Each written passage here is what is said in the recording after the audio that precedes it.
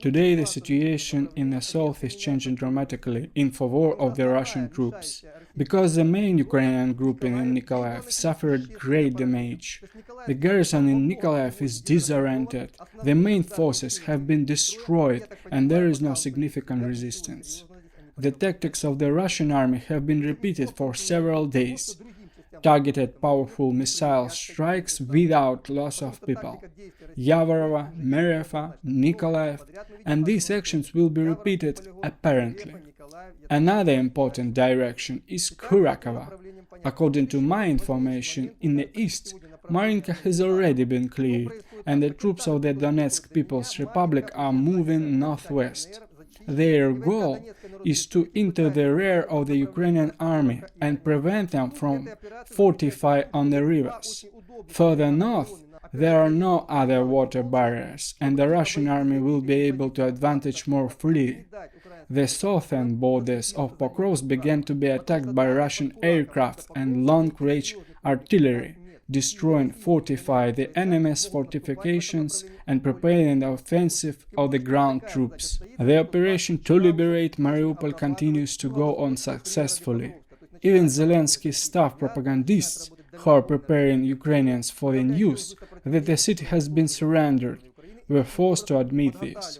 So that the shock was not strong, information preparation began in advance. Although, according to official data, Volnovakha and Mariupol are almost completely under the control of the Ukrainian army, and only a small part is cut off by Russian troops. For this reason, the so-called patriotic community of Ukraine demanded that Zelensky organize a blocking attack. This community is drunk with official reports that the enemy has been detained, that Mariupol is successfully resisting, Volnovakha is fighting back. They have a question: why can't we help Mariupol? Why? Why? You can't help them, because there is already agony. There are reports that the Ukrainian military are dressing in civilian clothes and trying to leave the city. For such attempts, 100 military men have already been detained.